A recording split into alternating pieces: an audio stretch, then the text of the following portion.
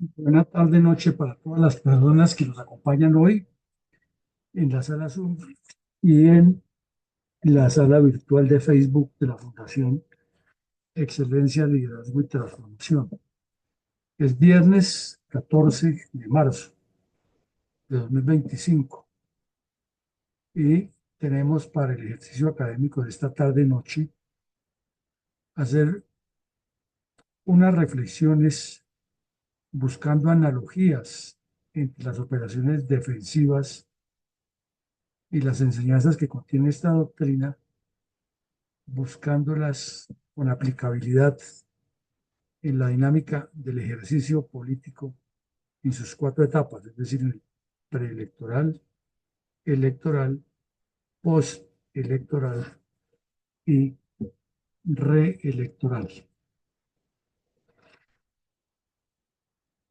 Ayer y anteayer estuvimos trabajando muy concienzudamente en buscarle analogías aplicables a la doctrina de las operaciones ofensivas en la dinámica política. Hoy vamos a hacer el ejercicio de la doctrina de las operaciones defensivas en la dinámica política. Comencemos por decir que hay un dicho muy popular que tiene absoluta validez en la táctica y la estrategia militar, que dice que la mejor defensa es el ataque. Se podría decir de otra manera, el ataque, perdón, la defensa es la mejor forma de atacar. Existe el erróneo concepto en algunas personas que defenderse es encerrarse y esperar a que lo maten. Y resulta que visto desde otra perspectiva, una maniobra defensiva es una maniobra ofensiva, aunque parezca en contradicción, pero esa es la explicación. Una maniobra defensiva es una maniobra ofensiva que busca aprovechar el tiempo, el terreno y las circunstancias para sacar una serie de ventajas del enemigo. Entonces, pensemos que la defensiva en ningún momento tiene como intención encerrarse o dejarse derrotar. Al contrario, es una táctica o una estrategia, de acuerdo con el nivel que se aplique, de atraer al adversario para producirle el mayor daño posible y conducirlo a una derrota tanto física como psicológica. Y para eso se hace una combinación de todos los factores MET: misión, enemigo, tiempo y terreno. Hay algo que se estudia mucho en las aulas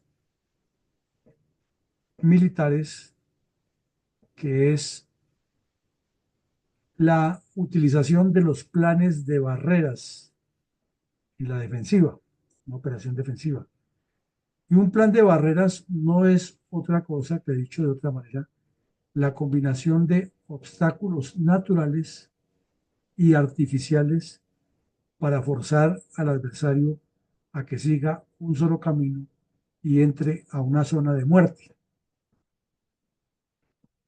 Entonces, cuando se habla del plan de barreras, que lo conducen las unidades de ingenieros militares y lo apoyan muchísimo el fuego de artillería con sus planes de fuegos y los diferentes objetivos, y el fuego aerotáctico, el apoyo que se recibe de la Fuerza Aérea, también el fuego de las unidades de infantería con sus compañías pesadas, que tienen ametralladoras y morteros, y el fuego de flanco, que generalmente pues, lo hace la caballería, que es la que tiene esas unidades para moverse en los flancos por la rapidez. Además del fuego que producen las armas antitanque, los tiradores emboscados, eh, francotiradores. que el término francotirador es muy civil y en términos militares lo llaman los snipers, una especie como de cazadores. No hay una traducción muy concreta al español, se le dice francotiradores y ese es un término más bien más civil que militar. Entonces vemos que la defensa tiene siempre una combinación de elementos naturales, que son todos los que acabamos de, perdón, que son los que todos los que nos brinda el terreno, es decir, montañas, ríos, bifurcaciones, eh, pantanos, en las zonas donde hay nieve, pues áreas nevadas donde no se puede caminar, etcétera. Y los artificiales, que son todos los que pone el hombre, que son los fuegos, las zanjas antitanques, las trampas cazabobos, las áreas minadas. Entonces, cuando se hace un plan, un calco del plan de barreras, pues tiene que coincidir con los calcos de planes de fuego que tiene la artillería. Tiene que coincidir exactamente con los planes de fuego que tienen las casamatas de infantería. Tiene que tener una coincidencia con los puestos avanzados de combate que se ubican en la vanguardia con el fin de retardar el ataque adversario y conducirlo o canalizarlo, además de obtener información rápida y prematura acerca de las intenciones del adversario. Eso es lo que hacen los puestos avanzados de combate, que en otros términos le dicen una avanzada. Vamos a ponerlo de una manera más sencilla. Hay una base militar, un puesto de policía en un sitio crítico. Y más adelante, o previendo cualquier situación, se coloca un grupo pequeño a que esté muy atento, a que sostenga el combate mientras se organiza la defensa, etcétera. Eso sería una avanzada en términos muy sencillos. Ya en términos tácticos, pues es un grupo que está ubicado en el terreno, del cual hablaremos un poco ahora. Entonces, teniendo en cuenta que la defensa, como lo acabamos de decir, es la mejor forma de ataque, eh, nos parece muy importante estudiarla en todo su contexto para reflexionar hoy y buscar con todo ese concepto doctrinario militar, estratégico y táctico, ideas que puedan surgir como analogías para aplicarlas en el ejercicio de la política. Entonces, entremos en materia y mientras vamos tomando nota y todo, vamos pensando y verá que nos surgen un montón de ideas. Estamos seguros. Entonces, volvemos a algo que lo hemos dicho, que lo tenemos que estar reiterando, porque es que si no tenemos claro esto, no entendemos ni qué es la estrategia, ni qué es la táctica, ni qué es lo que se va a cumplir. Ayer veíamos el triángulo o la pirámide de la estrategia y veíamos que siempre en la parte superior está el propósito y en la parte inferior de la pirámide está la acción, la ejecución, y que en la mitad está la adaptabilidad, la estrategia como tal y los medios que utiliza. Nos formamos ya bien la idea ayer que no se puede confundir la estrategia con los medios. Es decir, que si se utiliza un modelo analítico, sea matemático, sea un modelo de investigación social, eso no es una estrategia, eso es un medio que tiene la estrategia para desarrollarse. La estrategia por lo general debe tener un verbo y una acción concreta, así de fácil. Y la estrategia, pues es una sumatoria de tácticas, y las tácticas, como son estrategias chiquiticas, entonces cada una también es un verbo y una acción, conduciendo todo a un objetivo principal. Entonces, de ese objetivo principal siempre sale la misión. Por eso, antes de redactar la misión, hay que saber cuál es la tarea que se va a cumplir. O sea, cuál es el objetivo que se quiere lograr. Si no hay objetivo claro, pues no hay tarea clara. Y eso lo hemos venido pensando mucho desde hace 5 años aquí en la fundación, que estamos insistiendo con esta actividad académica, formativa, de pensamiento estratégico para hacer la política. Que mientras no se determine la misión exacta de qué es lo que quiere, pues se patina. Por ejemplo, en nuestro caso muy cercano, que la mayoría de aquí somos miembros de fuerzas ya en la reserva, hay que crear un partido. Y lo primero que nos surge la duda es cuando dice, bueno, ¿y el partido para qué?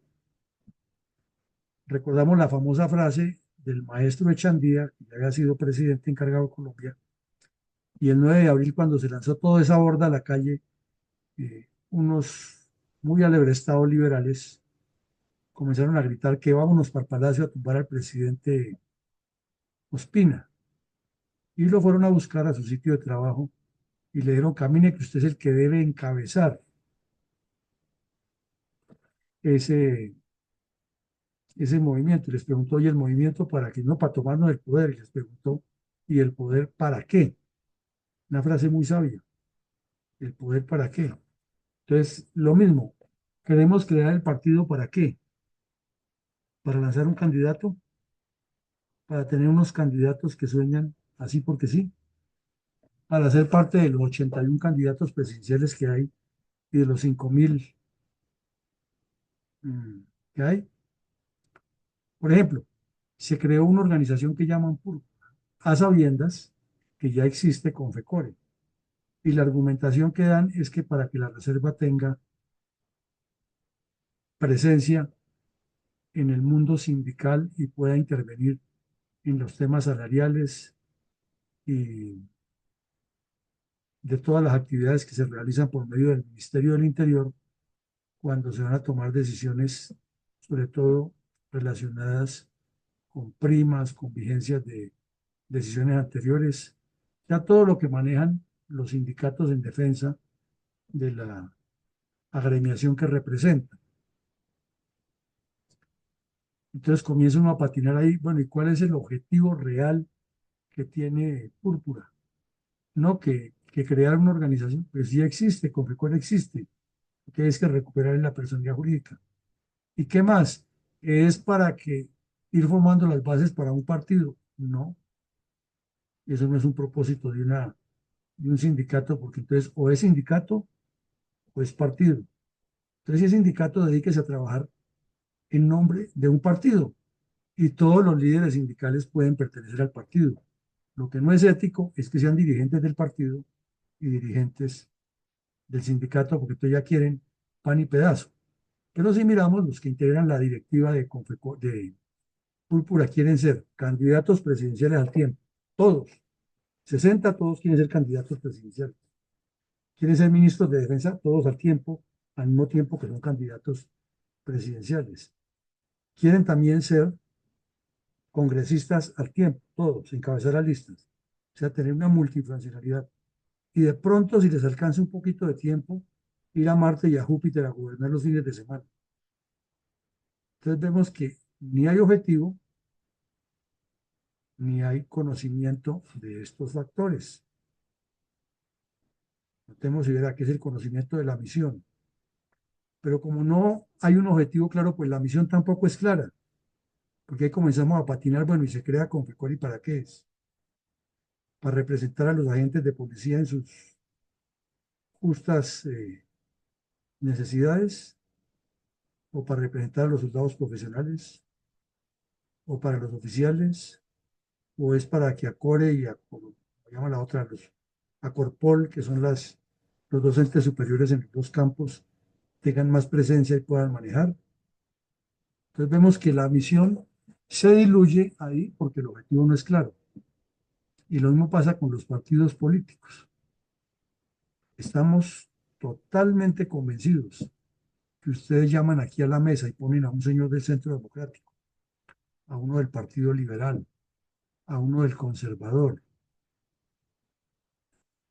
bueno, y de los otros, de la U y de los verdes y todo eso, de los 37 que hay, y les pasamos una hoja de papel y dice, redácteme la misión de su partido, y verá que no la determina claro. Entonces pongámonos más benévolos. ¿Cuál es el ambiente operacional de su partido? en qué es que se desarrolla y verá que no entienden ni siquiera cuál es el adversario, porque están pensando es en la componenda de cómo pasar a la segunda vuelta y vivirse todos. Entonces ya no hay adversario, lo que hay es una farsa, y a eso le llaman disque estrategia electoral. ¿Cuál es el ambiente en que se mueven? Y la verdad que no es mucho lo que les interesa, sino que piensan es dónde hay votos y cómo hacemos para conseguir al eh, presidente de la Junta de Acción Comunal en el sector de Fontibón, cómo hacemos para ganar los presidentes de Acción Comunal en tal parte. Y eso es lo que conocen del terreno y el clima, haciendo la analogía. Cuando se les pregunta a las tropas y apoyo disponible, comienzan a patinar, llamemos a este, llamemos al otro, y ahí es cuando comienza la operación avispa, y por eso vemos tanta gente que pasa de un lado a otro. Con el tiempo disponible que tienen, entonces lo solucionan con dinero no siempre de buena fuente. Y respecto a las consideraciones civiles del daño que le causarían a la población con una operación, es lo que menos les importa. Para los políticos, politiqueros, la población civil es un número, es un voto. No lo que se les va a beneficiar, no, eso no importa. ¿Cómo me beneficio yo de esto? Y si queda algo, les damos y los tenemos ahí como caramelo para seguirlos manipulando, que para eso están los caciques o los que nos ayudan a multiplicar. Entonces, recomendación para todos ustedes en la reflexión. Cuando nos hablen de la organización X y que crear primero el grupo sindical y no sé qué más cosas y que debe ser el partido político, vayamos al grano. ¿Cuál es el objetivo? ¿A dónde es que quiere llegar? Ah, no, que es que queremos llegar con un partido político que gane elecciones y esto, entonces haga a un ladito el sindicato, no se meta más con el cuento de púrpuras y cosas de esas, eso que lo organicen allá las agremiaciones, y si usted va a meterse al partido, hágale al partido, pero no haga las dos cosas, porque nadie le puede servir bien a dos señores, dice la Biblia. Bueno, y lo segundo, ¿cuál es la misión? ¿Qué es lo que usted quiere hacer exactamente para llegar a ese objetivo? ¿Qué es lo que persigue? No que fue que es que la idea, que es que ganar unos puesticos, y no, eso es politiquería. No, la misión tiene que ser clara, concreta. Debe tener un qué, quién, cuándo, dónde, cómo y para qué. Si no la tiene clara, entonces no hay analogía. Pasemos al otro. Luego vienen ya las variables operacionales, es decir, con las cuales ese partido o ese grupo político va a interactuar en el entorno. Aquí pues se mencionan unas variables operacionales militares, pero hay analogía total.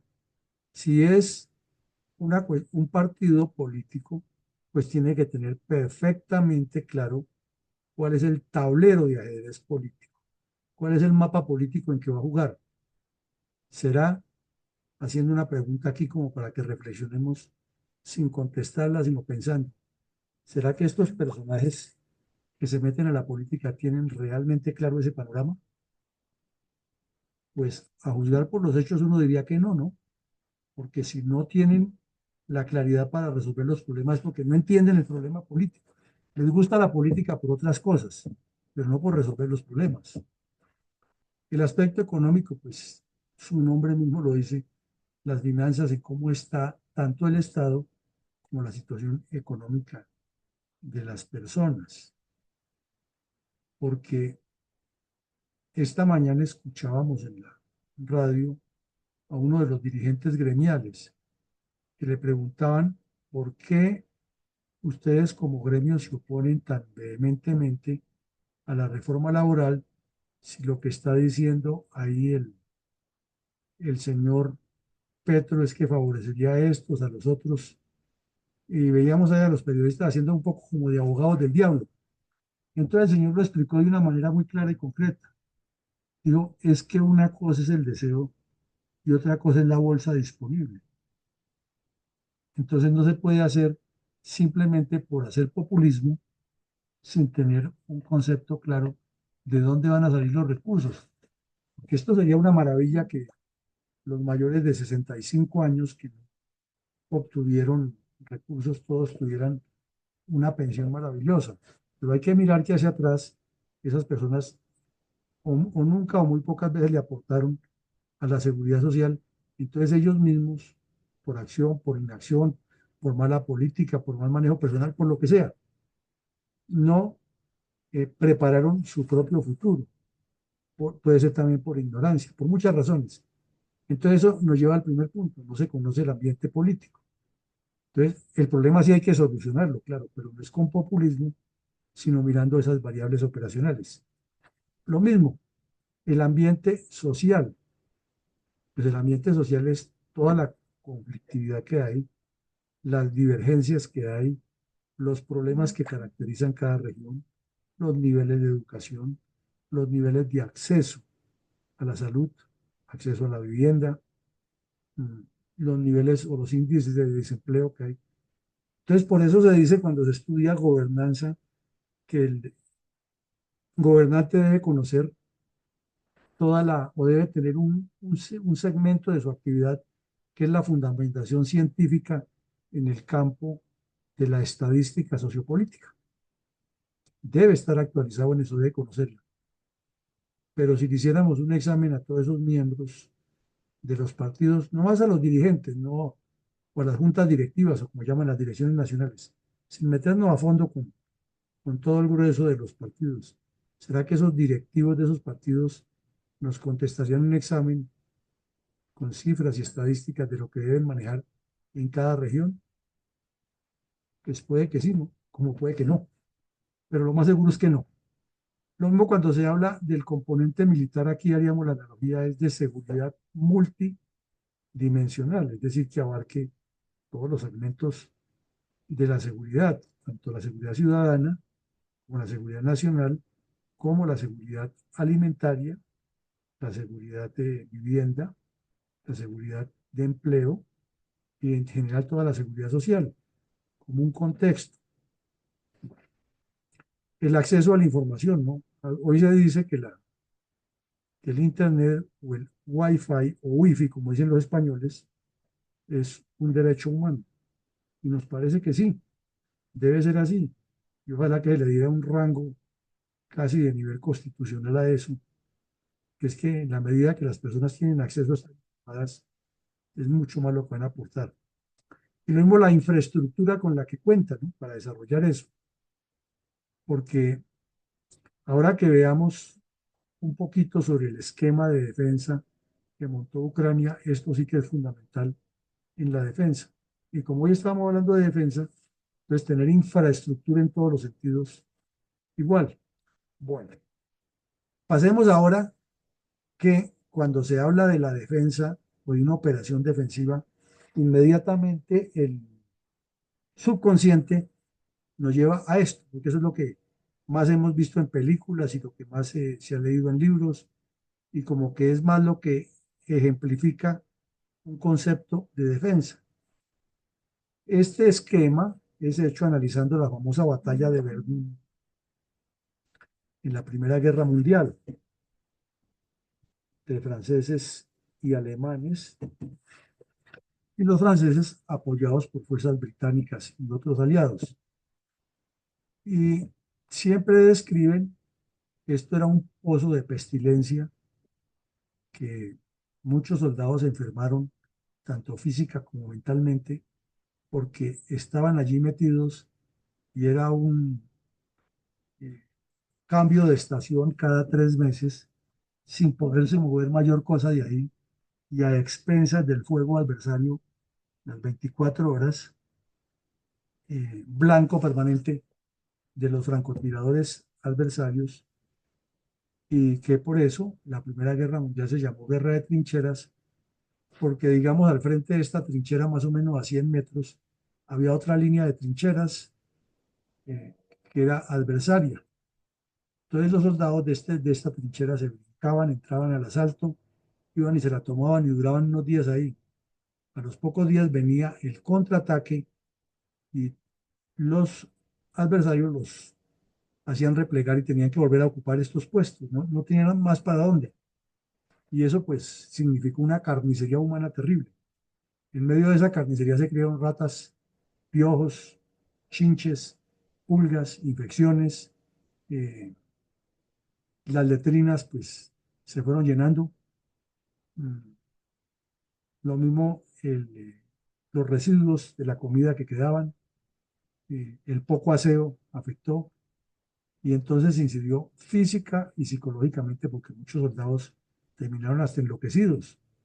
Además, la presión de los bombardeos y en una de esas batallas hubo una operación increíble que una fuerza hizo un túnel de su trinchera hasta la otra y le llegó de sorpresa y voló completamente las trincheras.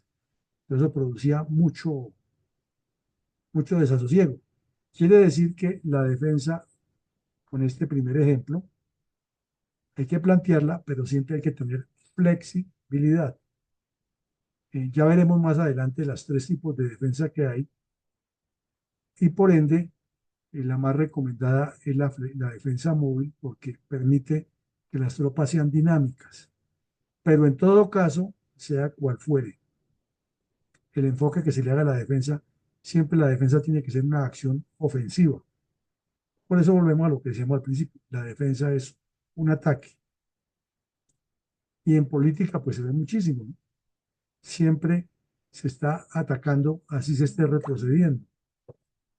Pero no se puede dejar de atacar porque si no el adversario coge toda la iniciativa. Ahora, dentro del concepto táctico y estratégico de la defensa, pues hay un montón de características que eso ya son de estudio muy militar, ¿no? Pero miremos aquí algo que sí tiene unas analogías con la política, para no enredarnos tanto.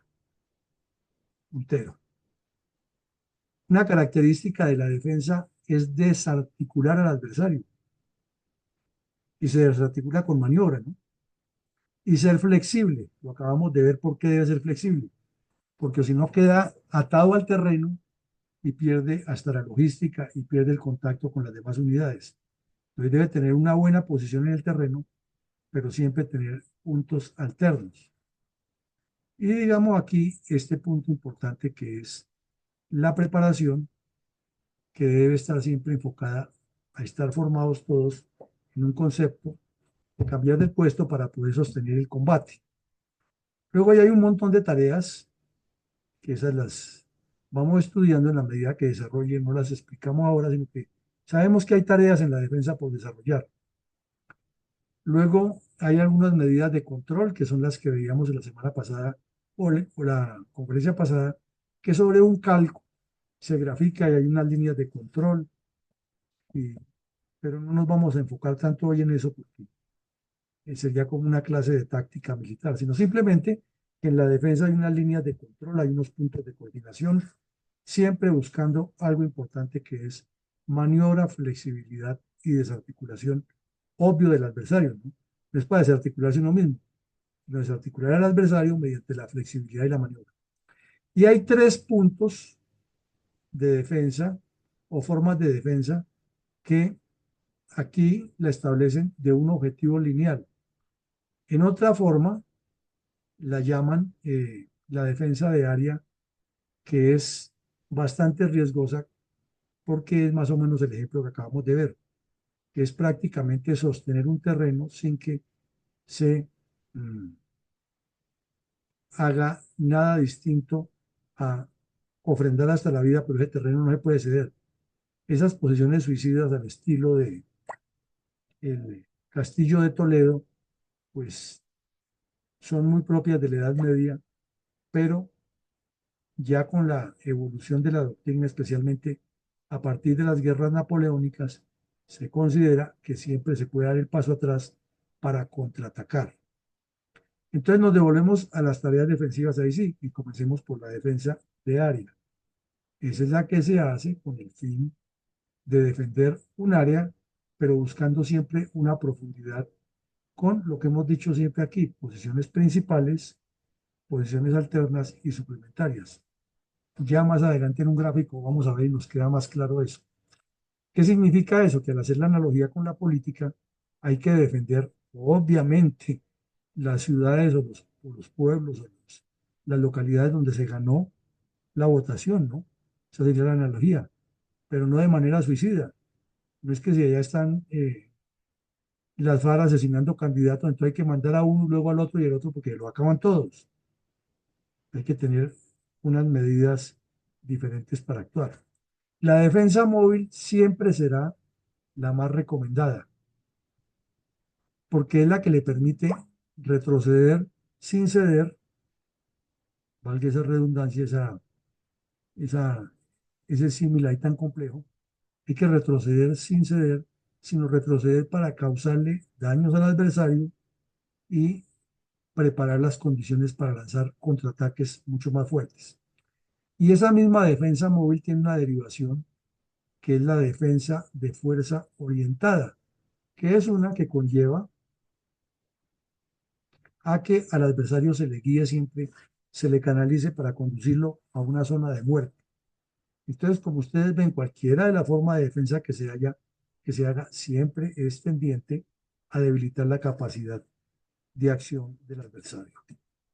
Ahora vayamos a algo más concreto. ¿Para qué es que se hace la defensa? Sea de área, sea móvil, sea de fuerza orientada. Siempre, ¿cuál es el propósito? ¿Qué es lo que usted busca? Eh, ¿Cuál es el propósito, el punto al que quiere llegar dentro de ese objetivo que es destruir al enemigo, lógicamente? Entonces, todas las defensas se hacen para desarrollar contraataques y retomar la iniciativa en las operaciones. ¿Cuándo se usa la defensa? Cuando el comandante considera que los puntos están débiles, entonces aplica lo que decía Sun Tzu. Aparento que estoy débil, pero realmente estoy fuerte. O cuando estoy fuerte, o aparento que estoy fuerte, cuando realmente estoy débil. Y siempre conduciendo al adversario a la trampa. En eso juega, por ejemplo, muchísimo en la guerra irregular todas las ardides y trampas que se montan, ¿no? Trampas y ardides, que siempre es la medida de engaño. Por eso la guerra es el arte del engaño. Hacerle creer al adversario una cosa y llevarlo a un área de muerte, a una área de muerte. Siendo muy concretos, las operaciones de guerrillas son 90% defensivas y 10% ofensivas. Cuando una guerrilla ataca es porque se está defendiendo, pero cuando una guerrilla se defiende es porque está atacando. Parece una contradicción, pero es el juego dialéctico que así lo explica y esa sería una forma de aplicarlo en la política, buscarle la analogía, aparentar debilidad para contraatacar. Ahora, miren ustedes que los políticos lo utilizan mucho, los contraataques en el ejercicio de la política, en todas partes del mundo. Los contraataques son de dos formas. Contraataque como tal, que es una masa contra un objetivo grande, o el ataque de desarticulación. Miremoslo en el sentido más estratégico todavía. Cuando Colombia estuvo en una guerra grande contra las FARC, eran muchas operaciones masivas contra grupos, a veces contra los cabecillas del secretariado, a veces en un sector grande porque se detectaba una presencia de bandidos y se movían muchas tropas y mucha logística y había combates, unos buenos, otros malos. Eso es un contraataque masivo, pero un ataque de desarticulación es el que lleva objetivo propio y nombre propio.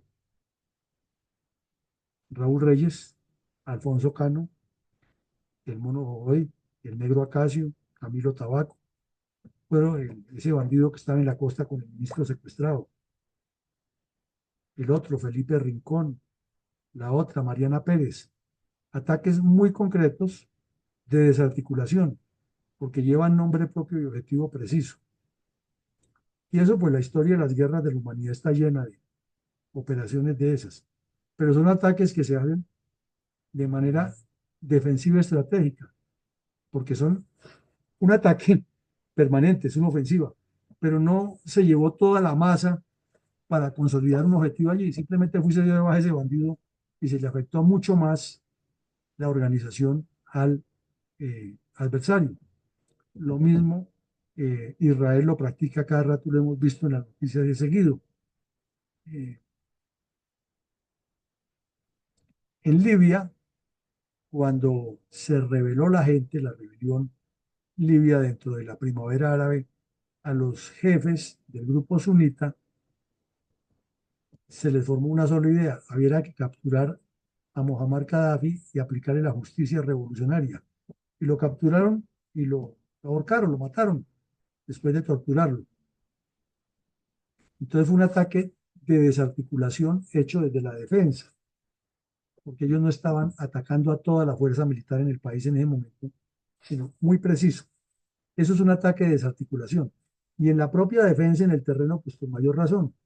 El comandante analiza, de acuerdo con toda la información que le dé el Estado Mayor, cuál es el punto más importante del adversario y le lanza un ataque directo allá.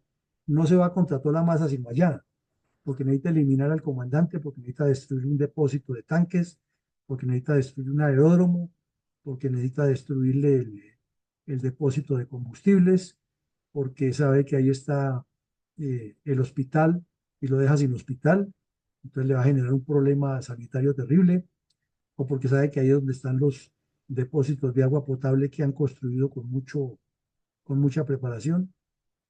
O sea, ese es un ataque de desarticulación que llega a un punto concreto.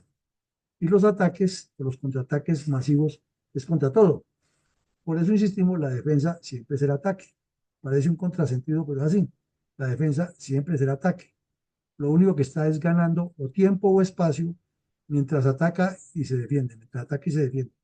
Cuando es ofensiva, lo veíamos la semana pasada, va con todo el tiempo, aplicando principalmente la masa. Aquí está es graduando el uso de la fuerza. Entonces, defenderse no significa esconderse en un sitio, sino contraatacar con ataques muy concretos en cierto punto y con ataques decisivos o de desarticulación en otro lado. Lo segundo es retener terreno decisivo. Entonces, si un grupo político ha trabajado un área y se mantiene ahí haciendo el trabajo político organizativo y multiplicando, ya no entrando en guerra, en combate, ni en muertos, pero está enfrentando un problema, entonces está reteniendo ese terreno decisivo. Todo el tiempo lo está reteniendo, no lo puede dejar ir.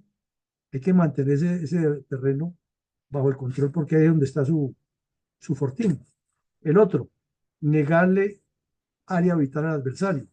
En la guerra, pues es impedirle que se aprovisione, que llegue al sitio donde esté el agua, donde hay descanso, donde pueda abastecer de comida, etcétera.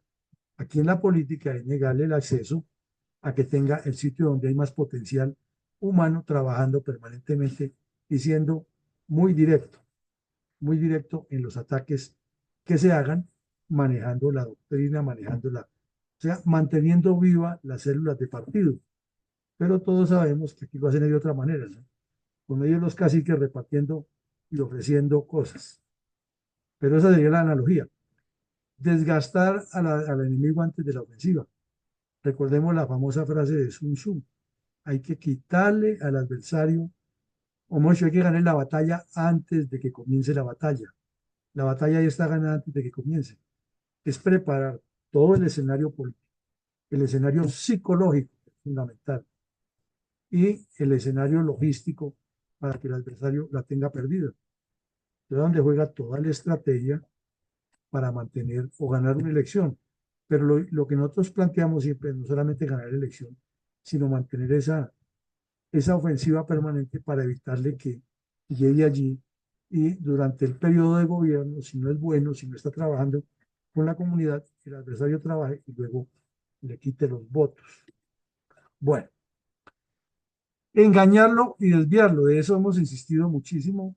Ustedes ya tienen, creo, un criterio de que siempre el engaño es conducirlo a la zona de muerte en la guerra y en la política la zona de muerte es la zona de derrota. Es hacerlo que actúe de manera torpe o que se equivoque o que haga lo que no debe hacer. Y pues las guerras de la humanidad están llenas de información, pero la política sí que es cierto. Y aquí volvemos a poner el ejemplo del señor John Fitzgerald Kennedy. Él estaba era defendiéndose. Él no podía atacar a semejante monstruo que era Richard Nixon. Eso era pelea de tigre con burro amarrado. Richard Nixon había llegado como un héroe de guerra, había sido senador por California, luego alto dirigente del partido republicano y escogido personalmente por el general Dwight Eisenhower, que era más o menos la personificación de Dios en Estados Unidos, lo ha escogido personalmente, era su elegido. Y el gobierno de Eisenhower fue brillante. Los 8 años de Eisenhower fueron brillantes para Estados Unidos. O sea, Richard Nixon era el presidente del país, eso no había pérdida. Y lo cogió Kennedy, que era un muchacho joven y mucho carisma, y lo engañó en la entrevista, no con mentiras, no, lo engañó en la forma en que lo condujo a la entrevista. Y lo desvió del objetivo y lo hizo cometer errores. Y el tipo falló, se equivocó y falló. Y así ha habido a lo largo de la historia muchos engaños en los cuales han caído dirigentes políticos y han perdido por creer que el camino era uno y terminaron en otro. Bueno, también tenemos que es sorprender al adversario para aumentarle su vulnerabilidad. Entonces, cuando una fuerza se repliega, no es para enconcharse y esperar la muerte ahí en una trinchera, sino es para atraer al adversario, sorprenderlo en ese mismo avance que él tenga de distintas maneras, con lo que acabamos de decir, con el fuego de artillería, con los campos minados, con los francotiradores, y el enemigo se va aflojando, va perdiendo la capacidad en la medida que sufre bajas en el avance, y si es tan atronador el ataque de artillería, se le prepara en una zona de muerte en la artillería, llega el momento en que esa unidad se siente derrotada y retrocede, o los soldados se sienten sin capacidad y se entregan. Hagamos la analogía. Preparar campañas muy bien estructuradas para atacar de manera masiva al adversario y cuando se le aumente la vulnerabilidad, darle el golpecito de gracia. Bueno, y hay que obligarlo a concentrar las fuerzas. Eso es fundamental. Cualquiera diría, pero no, el objetivo más bien es divergerlo. Sí, pero si usted necesita destruirlo es como la película de las abejas que estaba por allá vigente en los años 70, una oleada de abejas africanas que formó un problema gravísimo. Era una película de ficción, pero era la idea, que atacaron un poblado y todas esas abejas mataban y causaban daños terribles y entre más las combatían, más aparecían abejas. Entonces llamaron a un profesor de una universidad y el tipo era como medio chiflado, pelo suelto y gafas y ojos desorbitados, y llegó y dijo que le construyeran unos paneles de miel grandísimos. Y le dijo, pero es que eso atrae las abejas. Digo, pues que precisamente lo que necesito, atraerlas todas allá. Y, y entonces, cuando las atrajo todas allá, las abejas le pegaron por un montón sobre los grandes fardos que él había construido. Y entonces ahí sí le digo al general que tenía el mando, coloque la artillería en esas coordenadas y las bombardea todas. Este es uno de los secretos de la defensa, atraerlos para concentrarlos. Cualquiera diría, no, al concentrarlos tienen una fuerza más grande para atacar, pero es que como usted es el que lleva la iniciativa, es el que los concentra ahí para destruirlos porque los llevó a donde quería que estaban. Entonces, estos son los propósitos generales de la defensa. Eso tiene mucho que analizarle cada cosa de esa, mucha historia, pero vamos formándonos la idea. Ahora sí hablemos de las posiciones principales, alternas y suplementarias. Este gráfico es real, es de la guerra española, la guerra civil de 1936, y estas son las posiciones del ejército republicano, o sea, de los comunistas, cuando ya estaban en el poder. Y cuando venía Franco a atacar, o las fuerzas de Franco venían a atacar a la ciudad de Granada y de Alfaguara.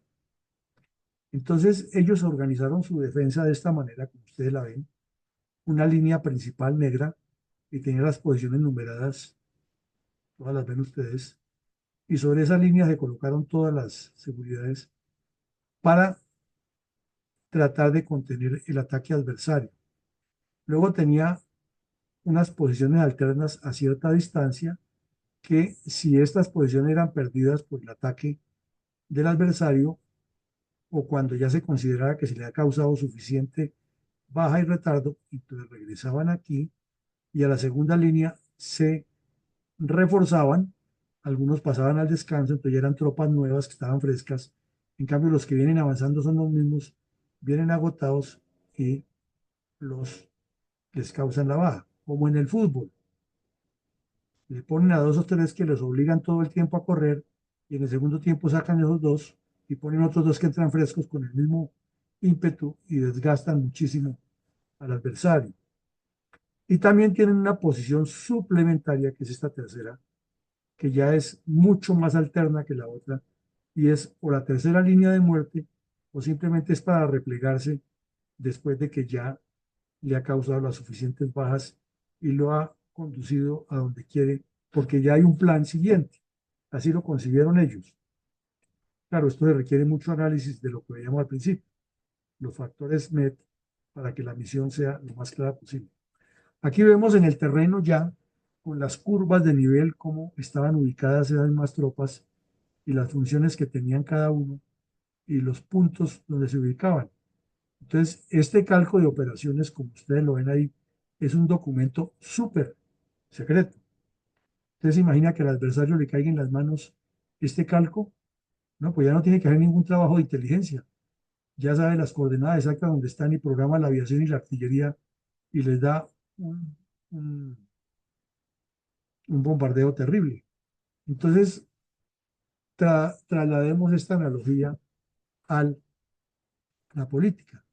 Hace unos días preguntábamos aquí qué medidas de contrainteligencia utilizaría y hubo conceptos variados, que sí se podía, que no se podía, que tratándose de la política algo transparente no podía acudir al engaño, pero resulta que en la campaña política sí, porque si toda la estructura como la tiene montada un partido para trabajar su campaña y para trabajar su tarea ya postelectoral, está en documentos muy concretos, pues donde caigan en manos del adversario, él tiene toda la información de lo que se hace y puede montar su propia estrategia.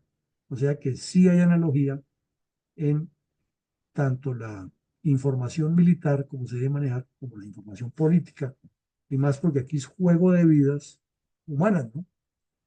Del adversario tenga toda esta información, ¿a cuántos mata? Puede matarlos a todos o al 90% o al 80% y el daño es grandísimo. Y en la política, pues no le mata a las personas, pero sí le mata el proyecto, le mata todas las estrategias y tácticas que tenga. Este cuadro nos muestra algo de lo que hablamos ahora muy brevemente. Como ustedes ven aquí, es una posición que está en un área adelantada de combate. Entonces me explico con este gráfico para que nos entendamos.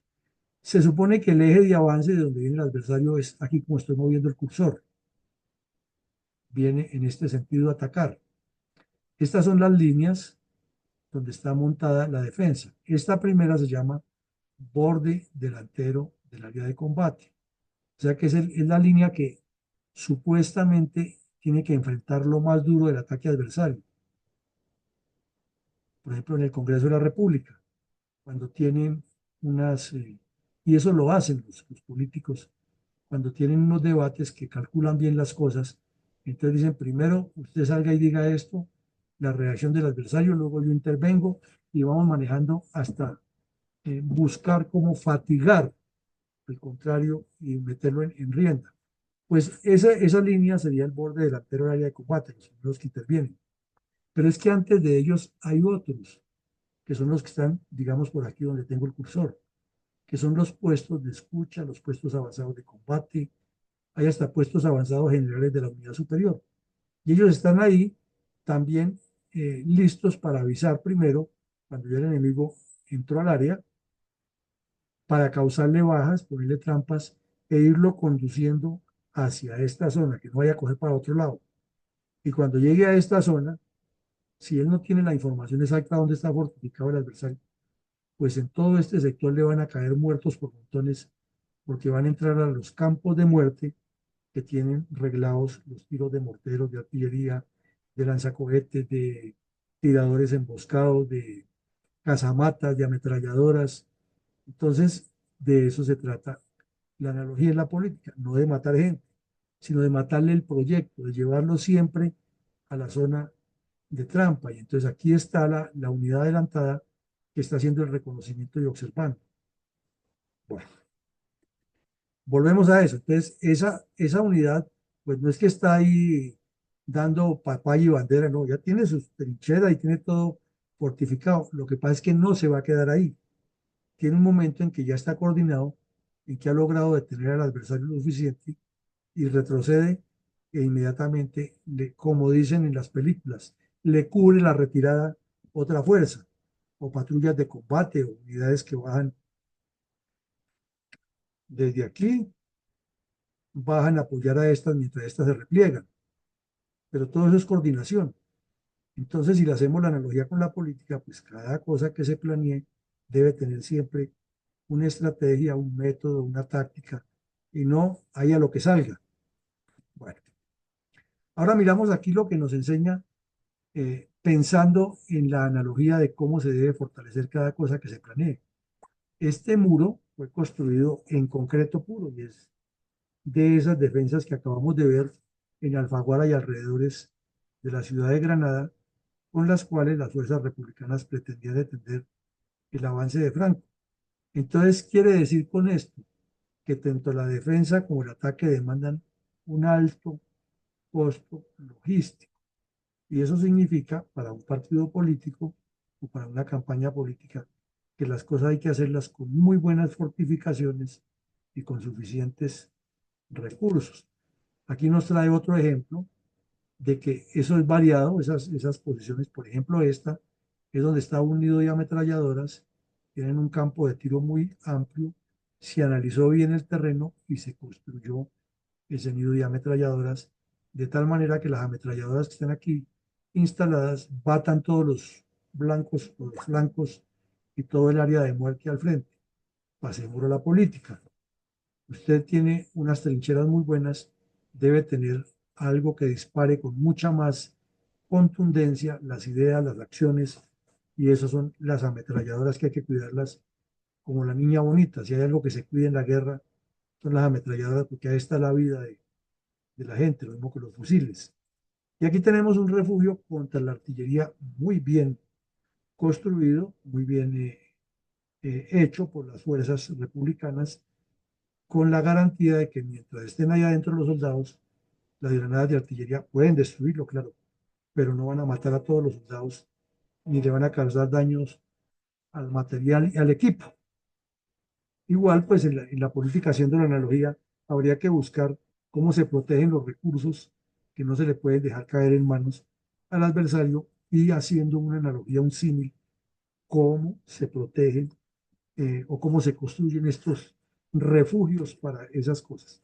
Ahora pasemos a algo más moderno. Nos damos cuenta aquí que antes de exponerse al combate decisivo, y esa es otra enseñanza para la política, hay que utilizar lo que llamamos ahora el plan de barreras. Y aquí lo vemos. De oriente, perdón, de occidente a oriente, está atacando el ejército ucraniano. Y ahí tiene de todo, ahí lo ven ustedes. Tanques Leopard americanos, carros de transporte de Bradley, soldados de infantería que van protegidos por tanques, lanzacohetes HIMARS, que esos son una machera, son equipos de artillería modernísimos, tienen también brigadas de drones. Este sería el objetivo aquí para los rusos, destruir esta brigada de drones. Este sería el blanco de un ataque de desarticulación. Porque bueno, tumban un tanque, tumban lo otro y claro, causan daño, realmente.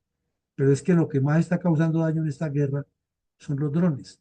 Entonces no nos quepa la menor duda que en este momento la inteligencia de los dos países en estos combates está enfocada en localizar las brigadas de drones de lado y lado para causarle ataques de desarticulación, sea con artillería, sea con comandos que se infiltran, sea con morteros, sea con fusileros especialistas en tiros, en tiradores emboscados, etcétera. Y tienen también lanzamisiles y otros equipos. Pero ¿cuál es el problema que se enfrentan? Miren ustedes cómo está construida la defensa, que sería una analogía interesante de pensar en la política, cómo se constituye la defensa sin quemar todas las armas ni las tropas adelante. Entonces, ustedes ven una gran cantidad de minas, son muchísimas. El oriente de Ucrania ahorita tiene más minas que toda Europa en la Segunda Guerra Mundial. O sea que por donde se mueva un tanque o un soldado, lo más seguro es que pise una mina y lo vuele en pedazos. Pero supongamos que superó esto con los barreminas, porque hay unos equipos especializados, y limpió la zona y avanzó. Y aquí se encuentra con el otro obstáculo. Está la zanja antitanque. Entonces los tanques llegan hasta aquí y no pueden pasar, porque si bajan quedan enterrados. Entonces, hasta que les construyan puentes, pues son blanco del ataque de los morteros, de la artillería, de más trampas explosivas, de los drones, de los equipos antitanques. Pero bueno, fueron tan hábiles que superaron ese obstáculo y lograron cruzarlo y se encuentran con estas barreras estáticas que lo llaman los caballos de frisa o los erizos o los dragones, perdón, los caballos de frisa. Y eso lo que hace es enredarles porque traba las orugas y no los deja avanzar. Esto pues en las primeras guerras los construían para evitar el avance de los caballos con madera, ahora son con rieles de ferrocarril. Y entonces cuando giran, para cualquier lado que giren, se enredan en las orugas y no los dejan avanzar. Supongamos que superan eso porque son muy hábiles, porque tienen equipos de ingenieros buenos para demoler. Pero aquí viene el otro obstáculo, que son los dientes de dragón. O sea, miren ustedes cómo está construida la zona de barreras. Es casi imposible superarla. Bueno, lo superaron porque destruyeron todo eso y esos dientes de dragón son unos bloques de concreto impresionantes que trancan el movimiento de cualquier vehículo. Y que fuera de eso colocan a los soldados que vienen a pie en el blanco preciso de donde están los tiradores que ya tienen el tiro reglado y eso es como cazando patos. Luego vienen un campo de concertinas. Entonces, si los soldados de infantería lograron cruzar esto, se encuentran con estas concertinas que tienen unas brechas. Ustedes ven las brechas ahí. Entonces el soldado, pues obvio, no puede cruzar la concertina porque eso es una trampa mortal. Generalmente tiene explosivos adentro, tiene gasolina y cuando el soldado se mete ahí, le prenden candela y eso arde como carne asada. Entonces trata de cruzar por este punto y ahí está o el campo minado o el tirador o el nido de ametralladoras apuntando y caen también como patos. Y luego llega a la primera línea de trincheras. Eso es muy difícil llegar hasta allá. Entonces, ¿cuál ha sido la contratáctica? Porque todo tiene hecha la ley, hecha la trampa. Estos, los operadores de drones que hacen de todo.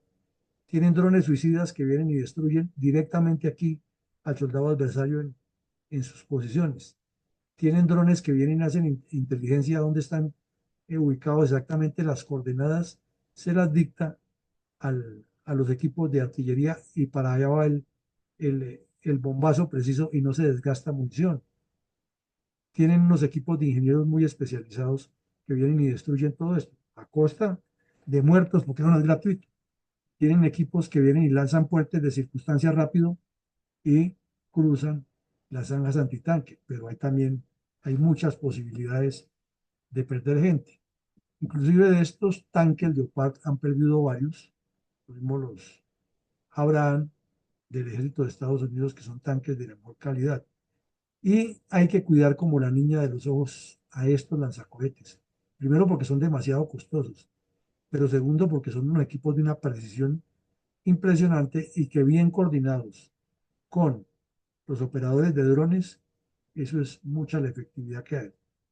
Además, pues la artillería tiene su sistema de observación adelantada y ahora pues es mucho más fácil con los celulares, cualquier persona les puede servir aprender a manejar un programa, digitar el punto donde sea, hacen la triangulación y tenga el bombazo allá.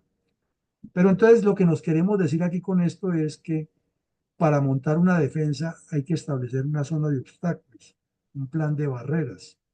Hagamos la analogía, proteger al partido, cuáles son las formas en que se va desgastando al adversario hasta llevarlo a la zona de muerte.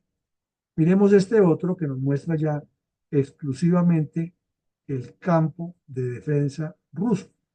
Y vemos aquí zanjas antitanques, los famosos erizos o caballos de frisa, los dientes de dragón, las concertinas, las torres.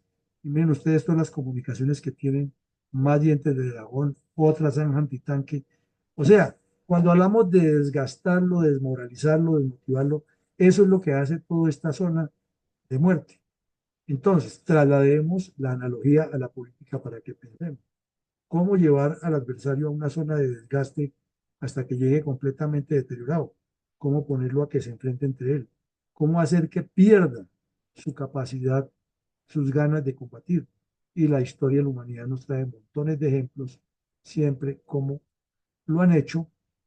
Y luego todavía está aquí la protección de la retaguardia, la artillería de retaguardia, los tanques que pueden contraatacar rápido y destruir cualquier avance, los drones militares kamikaze.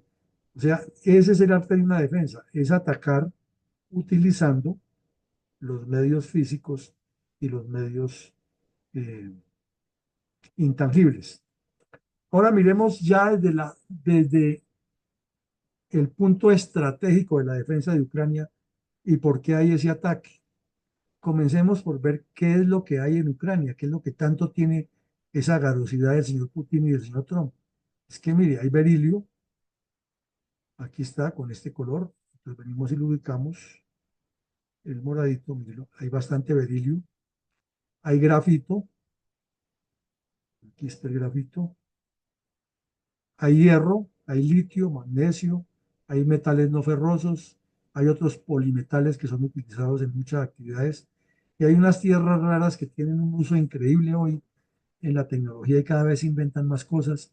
Hay titanio, uranio y dicen que también hay plutonio. Y esos son útiles para la energía nuclear. Entonces, toda esta riqueza que está aquí al sur, está, perdón, al occidente, está al occidente del río Dnieper. Entonces, ven el río Dnieper es esta figura. El Donbass y Donetsk son dos provincias que están al oriente de Ucrania y exactamente al oriente del río Dnieper. Entonces, ¿cuál es la estrategia de Putin? Primero, conquistar el Donbass y el Donetsk, ya convertirlos en territorio ruso y desde luego cruzar el río Dnieper y seguir hacia Ucrania y luego al resto. Para el efecto, tiene ya mucha influencia en Moldavia, es un país pequeño, y ya tiene inclusive un territorio que se considera liberado, donde viven rusos y son prorrusos y no eh, aceptan al gobierno moldovés o moldavio. Bueno, Rusia comenzó por robarse a la península de Crimea, que queda aquí sobre el Mar Negro, y se une con el Mar de Azov, que son dos mares interiores muy importantes para la visión estratégica de Rusia. Y su punto clave, su gran poder está aquí en Rostov-on-Don. Hasta aquí han venido varias veces los ucranianos a golpearla. Pero mire lo que hizo Rusia. Atacó, se posesionó aquí prácticamente del terreno y estableció esta línea defensiva que estoy mostrando con el cursor. Esa es la línea defensiva que ellos tienen a nivel estratégico con todo lo que vimos ahora con esos campos de dilatación. Y por eso es que los ucranianos no han podido avanzar, pero los rusos tampoco han podido cruzar el río Dnieper. Sin embargo, lo que está buscando el señor Putin y que dice ahora en la conversación es que él está dispuesto a hacer el cese al fuego, pero que ya esto es de él. O sea que el primer punto es que esto es de él. Segundo punto, que Ucrania no haga parte de la OTAN. Tercer punto, que Ucrania le pague a él todos los daños que le ha hecho. Imagínense ustedes lo descarado. Cuarto punto, que Estados Unidos se comprometa a darle participación a Rusia de todo lo que explote aquí.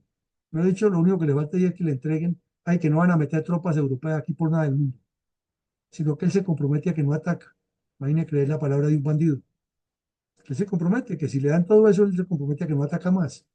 O sea, es como entrégueme esto para ir por el resto.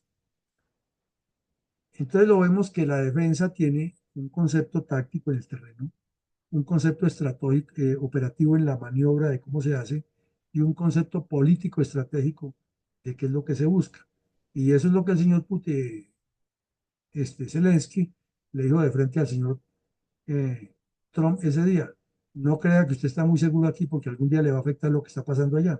Y pues viendo estos intereses que son geoeconómicos, que son expansivos, que son volver a conquistar todo el oriente de Europa y el Bajo Cáucaso y venirse aquí hacia el Asia Central y salir al Mar Negro y tener salida al Mediterráneo por el estrecho de Bósforo y llegar a Turquía y por el norte seguir conquistando todo el mar Báltico y abrirse camino hacia el oriente, pues no es un chiste lo que está jugando el señor, está jugando a la misma estrategia de lo que era la antigua Unión Soviética.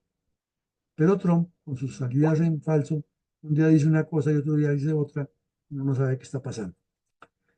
Entonces, vemos aquí que los rusos, además de tener su línea defensiva adelantada a nivel estratégico ya superior, tienen también otra línea que es en la frontera, que también está igual de fortificada. O sea que esto es un infierno entrar allá. Y sin embargo, los ucranianos han sido tan valientes que se han metido allá y fuera de eso, por aquí, por el norte, le conquistaron una ciudad que es la ciudad de Kursk, o la zona de Kursk. Bueno, aquí vemos otro mapa que nos muestra muy bien cómo está la zona en este momento ocupada, cómo es la línea defensiva, están todas las fuerzas rusas al oriente del río Dnieper.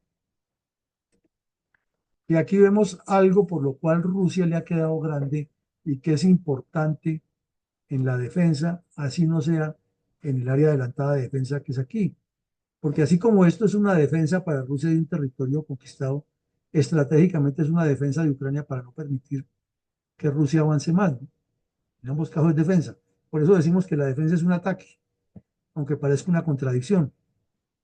Pero ¿cuál ha sido uno de los secretos? Y eso lo hablábamos en las primeras análisis que hacíamos aquí y en CNN sobre la fortaleza que ha tenido Ucrania que le ha permitido defenderse. Es esto que ustedes ven aquí, esta telaraña. Porque, por ejemplo, aquí hay mucho pantano, no todo el lago como está ahí, pero por medio del pantano hay carreteras, carreteras. Entonces, cuando los rusos entraron aquí, si lo miramos en el ataque para la defensa ucraniana, los rusos caían fácilmente en estas emboscadas porque los ucranianos en esa telaraña de vías le quitaron la señalización y los soldados que venían en los tanques no tenían o buena comunicación o el internet no les funcionaba y el señor Musk en ese momento les bloqueó el internet allá y entonces tuvieron muchas dificultades para llegar y por eso era que terminaban en trampas en las que los eliminaron. Pero esto ha facilitado que por más daños que cause Rusia, porque son muchísimos los que ha causado, siempre Ucrania tiene movilidad, con otra gran ventaja, que casi todo es terreno semiplano, y que el río Dnieper se constituye en una gran fortaleza. Eso es como que lo que ha trancado a Rusia de que avance más hacia el occidente, por más de que ha intentado. Entonces pensemos en política. ¿Cuál sería un río Dnieper que le evite el avance al adversario y lo contenga en el terreno, lo distraiga? Y si lo miramos desde el lado de Rusia, ¿cuál es esa línea defensiva que ellos montaron aquí para que Ucrania no pase? Entonces, si lo vamos a analizar desde el punto de vista militar y estratégico allá, eso sí que es un enredo, que la única forma de resolverlo es que Rusia se salga de aquí y que limpien toda esta zona de todo lo que hay construido y la cantidad de minas. Algo tópico, por eso esa guerra va para largo rato. Vemos otra foto más amplia del mismo sector. Esto es tomada del Instituto de la Guerra, que la tiene interactiva y es muy chévere meterse a navegar. Entonces, llegamos al final, mi coronel Alarcón, al final no, sino a la parte de nuestra reflexión sobre todos estos propósitos, todo lo que hemos visto de cómo se hace la defensiva.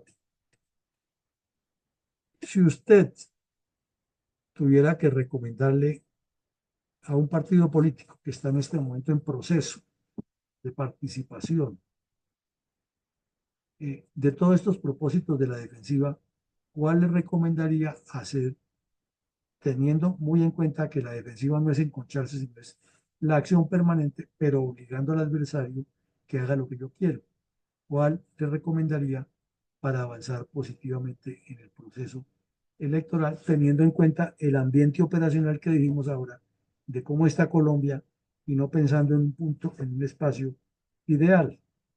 Adelante, mi coronel. Cómo no, mi coronel, buenas noches para los que no he podido saludar en esta noche. Eh, ¿Qué recomendaría? ¿Cuál es el propósito que recomendaría para la defensiva aplicándolo en el proyecto político. ¿Y cómo lo va a hacer?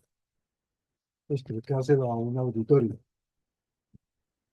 Entonces, vamos con quien quiera intervenir de primero. La doctora Ethel lo ha levantado la manita.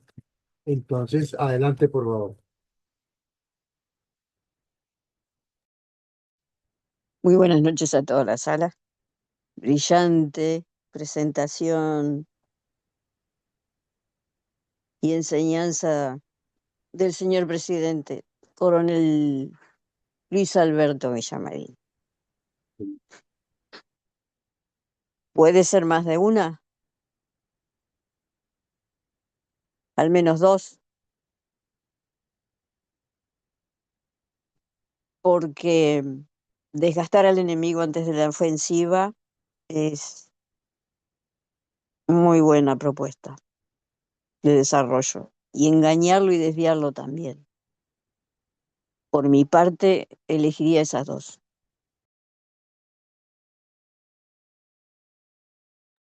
Muchas gracias. Muchas gracias, mi doctora. Adelante, por favor, mi coronel Fuente. Mi coronel, muy buenas noches, muchas gracias. Un saludo especial para mi coronel Martín, para todos los que hablan. En mi concepto, pues, creo que también tomaría dos muy importantes, que es retener el terreno decisivo, su, misma, su mismo término lo dice que es decisivo, y es donde pues, prácticamente se van a decidir una contienda electoral muy importante y decisiva. Pero también tomaría el que le sigue, que es negarle esa área vital al enemigo, o sea, el contribuyente electoral, que es vital, porque aquí es donde pues, prácticamente vamos a obtener la gran victoria en este terreno. Gracias, mi coronel. Muchas gracias, mi coronel. Adelante, por favor, Eduardo Patiño. Ah, se le cayó la señal. Entonces vamos con mi sargento mayor Landazuri. Mi coronel, buenas noches, especial saludo para todos los del aula. Entendido el enemigo en este concepto como nuestros adversarios políticos que vamos a enfrentar, indudablemente llevaría a cabo y desarrollando el principio de defensa para tener los elementos que me permita disuasión, defensa activa y proyección en relación al sector político. Indudablemente hay que entrar con fintas de engaño, desviarlo de la naturaleza final de nuestro objetivo como movimiento político y social y en su momento llevar a cabo una serie de situaciones que permitan prácticamente mantenerlos, mantener a esos adversarios políticos que quieran captarnos o contradecirnos de tal forma que nosotros engañemos y desviemos realmente nuestra verdadera intención estratégica. No lo vamos a develar. O si lo develamos, seríamos de pronto puesto muy encubierto y nuestra defensa estaría vulnerada. Muchas gracias. Muchas gracias, mi sargento mayor. Adelante, por favor, mi general Hipólito Herrera.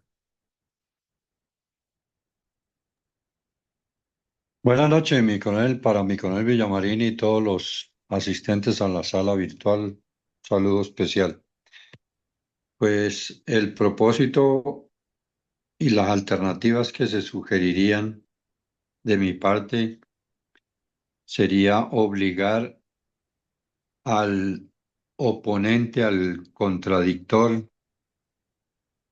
especialmente el que más supuestamente capacidad de respuesta y de acción tenga, obligarlo a concentrar sus fuerzas a informar o a conocerle, digámoslo, los objetivos y los propósitos con el objeto de desgastarlo, lógicamente, antes de la ofensiva, conocer sus estrategias y necesariamente llevarlo a esa concentración de fuerzas y tener la alternativa o la estrategia final para convencer a las masas, a los electores, a las comunidades vulnerables, digámoslo así, y lógicamente a las apáticas y a las indiferentes. En esa forma serían los propósitos de la defensa de nuestro partido político. Muchas gracias. Muchas gracias, mi general. Adelante, por favor, mi coronel Pachón. Buenas noches a todos los integrantes de la sala. Yo me inclino por la idea de retener el terreno decisivo. En asuntos políticos me refiero específicamente a que las ideas que vamos a divulgar para conquistar a la masa de votantes con el propósito de llegar al gobierno son ideas claras, fundamentadas en las verdaderas necesidades de la sociedad y que sean posibles de desarrollar en el transcurso del tiempo de gobierno, no simplemente limitarse a obtener el poder, sino realmente cumplir los objetivos, que es de solucionar el mayor número de necesidades por las que atraviesa en un momento determinado un grupo social. Gracias. Muchas gracias, mi coronel. Vamos a hacer una prueba a ver si podemos lograr obtener el aporte de mi coronel Saavedra. Adelante, por favor.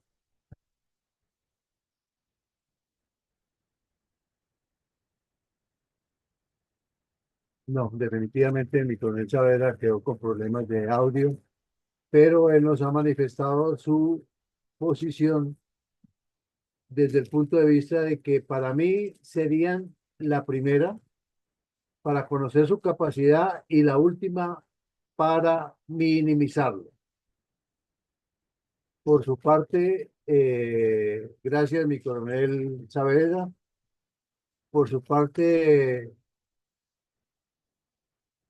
tenemos también la intervención de doña Sonia, atendiendo las condiciones planteadas de la situación del país. De cara a unas próximas elecciones, obviamente, se requiere poner en práctica todos estos propósitos de la defensiva. Sin embargo, me enfocaría en dos inicialmente. Uno, negar área vital al enemigo. Y dos, desarrollar contraataques para retomar la iniciativa. Muchas gracias, Sonia. Adelante, por favor, mi mayor Mendoza. Muchas gracias, coronel Alarcón. Pues yo tengo en cuenta, o hay que tener en cuenta, la izquierda, entre paréntesis, decidió cambiar la guerra también, entre paréntesis, por la política, sin dejar su acción armada. Lo estamos viendo, lo estamos viviendo en Colombia. El Estado, fuerzas militares, deben asumir las diferentes acciones de defensa para pasar al ataque por medio de la política. El presidente Petro ha cedido el territorio al supuesto enemigo cuando sus enemigos son al supuesto enemigo cediéndole el terreno, cuando su real enemigo para Petro es el propio Estado y sus Fuerzas Armadas, a las cuales se han visto reducidas mediante bajas por decreto y balas. Ante el enemigo interno, Petro se deben limitar informes de inteligencia y cooperaciones por las alertas que él ha realizado al ELN en el Catatumbo y el ataque a los ingenieros militares por la construcción del puente en el Cauca. Hay que recordar que el Santos terminó con el DAS porque era el que estaba haciendo, dando la información para los bombardeos efectivos a exigencia de las FARC. Nada se puede ejecutar mientras esté Petro y sus secuaces en el gobierno ante la sumisión del mando militar, los cuales urgen de apoyo logístico y de inteligencia. Gracias.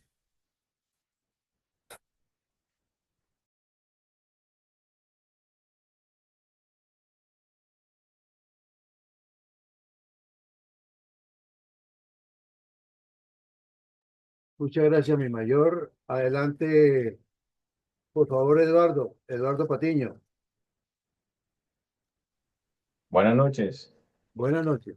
Bueno, yo me centraría en primero desgastar al enemigo antes de la ofensiva.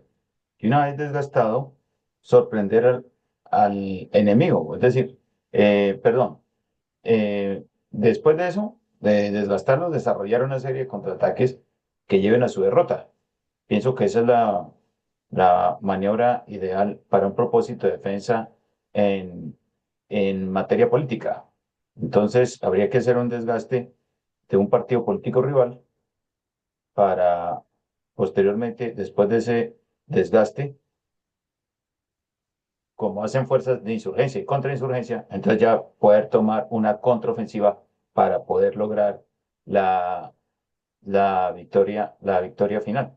Me parece que ese puede ser una maniobra y bueno, muchos políticos lo han aplicado en sus diferentes escenarios. Bueno, pues muchas gracias. Muchas gracias, Eduardo. Mi coronel Villamarín, no tenemos más intervenciones, hay algunas señales caídas, entonces no tenemos más intervenciones por el día de hoy, por esta noche. Podemos pasar a las conclusiones y la bendición por el día de hoy. Adelante, por favor, mi coronel. ¿Y mi coronel González no está al aire? No está, tiene la señal, va por la carretera. Ah, no. Bueno, entonces, hagamos la recapitulación porque en la recapitulación siempre se aclaran más ideas. El taller de hoy era buscar unas analogías de probable, posible, eventual aplicación de la doctrina de las operaciones ofensivas a la dinámica del ejercicio político, la actividad política. Entonces comenzamos por el principio, que cuando se va a hacer una actividad política, sea de atacar, de defenderse, de retroceder, etcétera, se recomienda hacer la analogía y primero determinar cuál es el objetivo que se busca.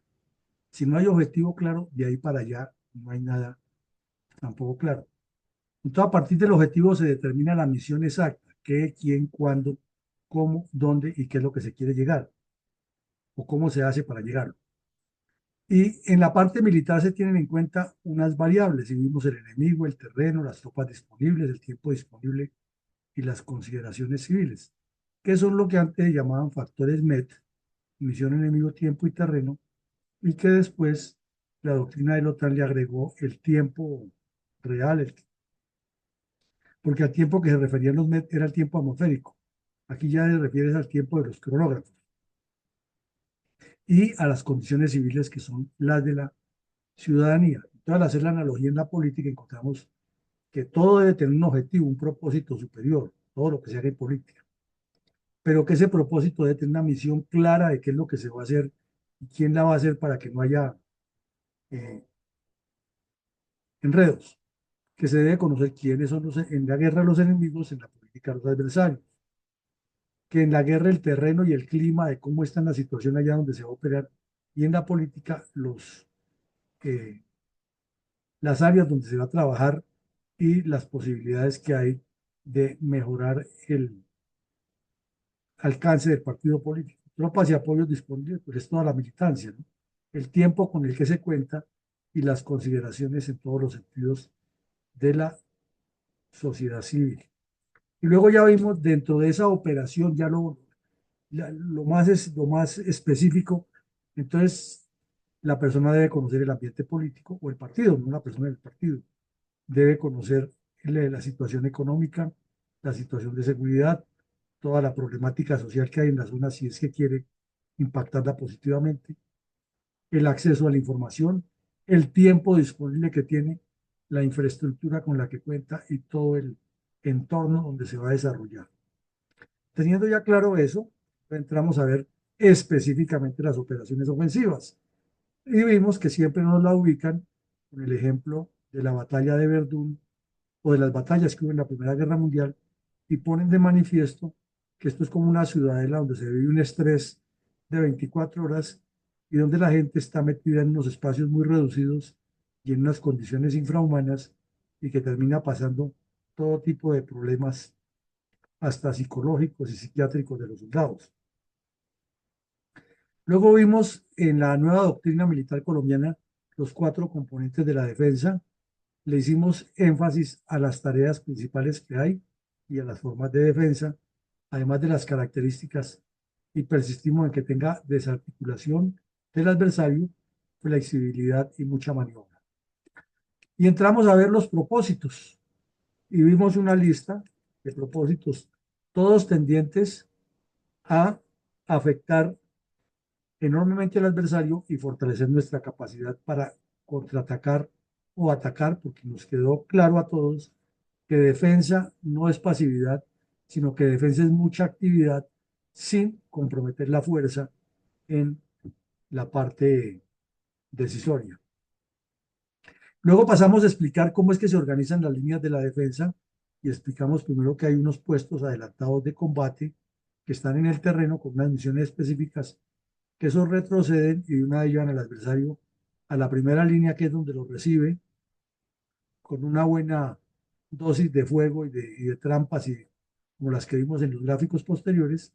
De ahí, después de que lo desgasta, lo lleva a una segunda línea, donde tropas frescas lo terminan de desgastar, y si es del caso, a una tercera línea, donde ya llega prácticamente muerto.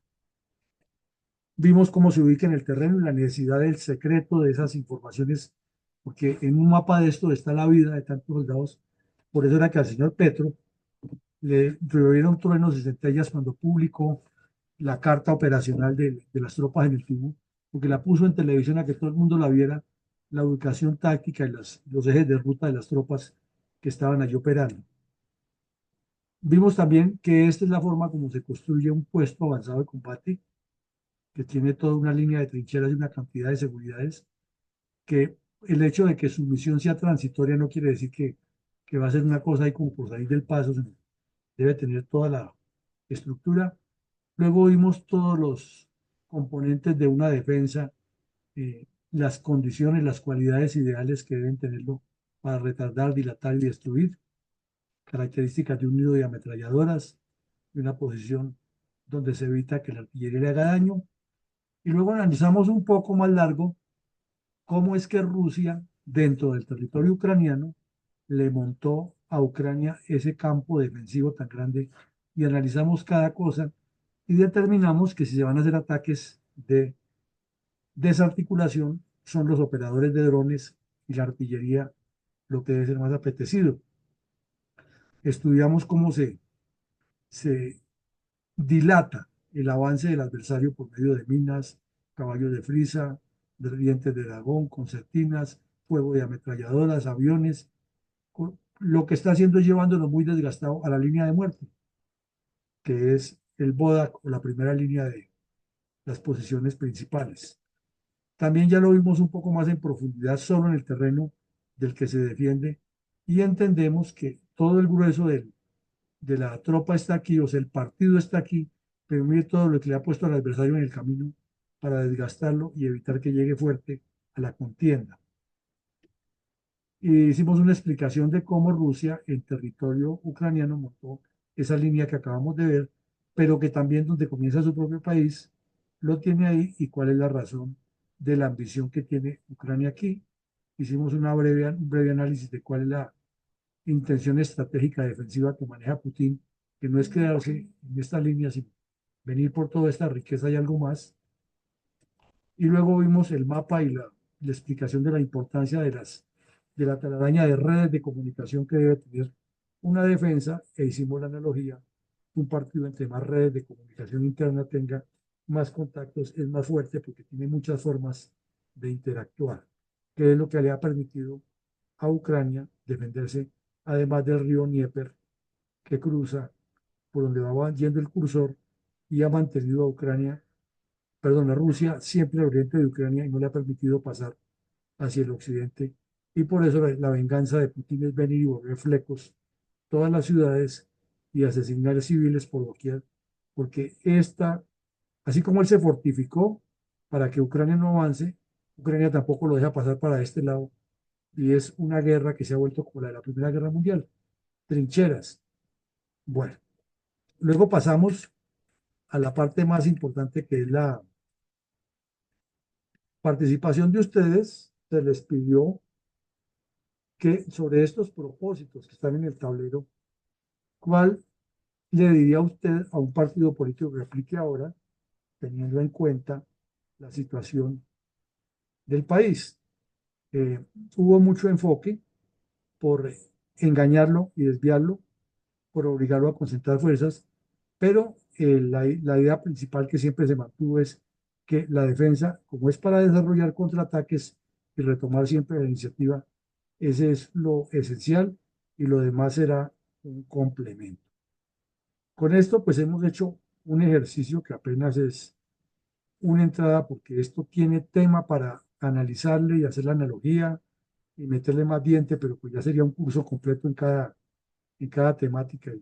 Y ya estaríamos hablando era de un curso completo de estrategia, tratando de encontrar las analogías y construir una nueva teoría de la política.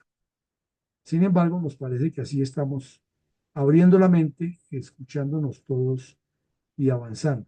La semana entrante continuaremos con todos estos análisis y con muchas más informaciones. Adelante, mi coronel Pachón. Sí, señor coronel Villamarín, perdón. La inquietud mía es la siguiente. En tratándose de las analogías que estamos viendo frente de la guerra y la política, ¿cuál sería el término más adecuado frente a la política? El término más adecuado en el sentido de que, pues, para la guerra, normalmente llamamos el opositor, el adversario y el enemigo. En asuntos de política, ¿cuál sería el término más adecuado teniendo en cuenta el objetivo que usted, como líder en la formación de un partido, debería tenerse en cuenta cuando haya que dirigirse en asuntos políticos en busca del poder para el gobierno? Gracias. No, pues entonces la pregunta siempre es la misma, ¿no? Y cuando se dice enemigos políticos es como declarar guerra. Y lo que usualmente utilizan es el adversario político, el contrario político, también dicen. Y cuando esté en el poder, la forma más técnica es la oposición. Pero claro, la palabra enemigo en política sí sería mortal utilizarla. Los del otro equipo. Bueno, esos ya son los de Petro y los del otro lado. Bueno, a todos una feliz noche, que Dios nos bendiga y un buen fin de semana para todos. Bendiciones, mi coronel. Muchas gracias por todo. Dios Gracias, y patria, coronel. feliz noche. Muchas Feliz gracias, fin de buen resto. semana.